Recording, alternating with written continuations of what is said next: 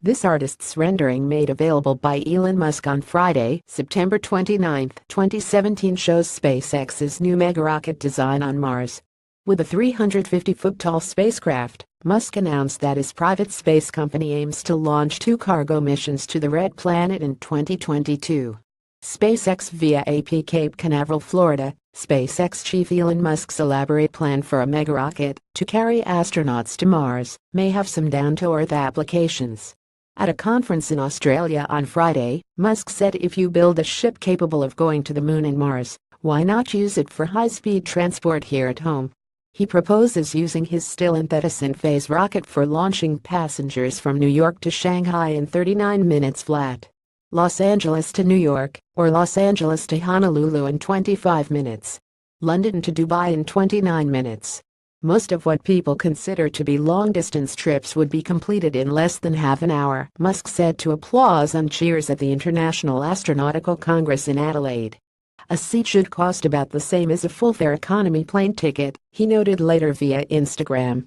Friday's address was a follow-up to one he gave to the group last September in Mexico, where he unveiled his grand scheme for colonizing Mars. He described a slightly scaled-down 348-foot-tall 106-meter-tall rocket and announced that the private space company aims to launch 2 cargo missions to Mars in 2022.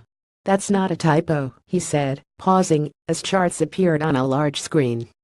Although it is aspirational, 2 more cargo missions would follow in 2024 to provide more construction materials, along with 2 crewed flights. The window for launching to Mars occurs every 2 years. For the approximately 6-month, one-way trips to Mars, the SpaceX ships would have 40 cabins, ideally with 2 to 3 people per cabin for a grand total of about 100 passengers. Musk foresees this Mars city growing, and over time making it really a nice place to be. Scott Hubbard, an adjunct professor at Stanford University and a former director of NASA's Ames Research Center, calls it a bold transportation architecture with aspirational dates. A demonstration of some sort in the 2020s will add to its credibility, he said in an email. And while more details are needed for LIFA support systems, kudos to Elon and SpaceX for keeping the focus on humans to Mars. Former NASA chief technologist Bobby Braun, now dean of the College of Engineering and Applied Science at the University of Colorado at Boulder, also sees Musk's plan as a step in the right direction, building on technologies SpaceX already has demonstrated, like reusable rockets. While the timeline and capabilities are certainly ambitious, I'm bullish on U.S. industry's ability to carry out challenging and far-reaching goals, Braun wrote in an email. It's great to see the private sector lead in this way, and I hope we see more of it. NASA is charting its own path to what it calls the Deep Space Gateway, beginning with expeditions in the vicinity of the Moon in the 2020s and eventually culminating at Mars. The space agency has handed much of its Earth-orbiting work to private industry, including SpaceX, Orbital ATK and Boeing. Earlier Friday in Adelaide, Lockheed Martin presented its vision for a Mars base camp in partnership with NASA. Astronauts could be on their way in about a decade, the company said. This first mission would orbit the Red Planet, rather than land. Musk intends to finance his $10 billion Mars endeavor by using a rocket that's smaller than the one outlined last year. Fewer engines would be needed, 31 versus the originally envisioned 42. Its lift capability would be 150 tons, more than NASA's old moon rocket, the Saturn V.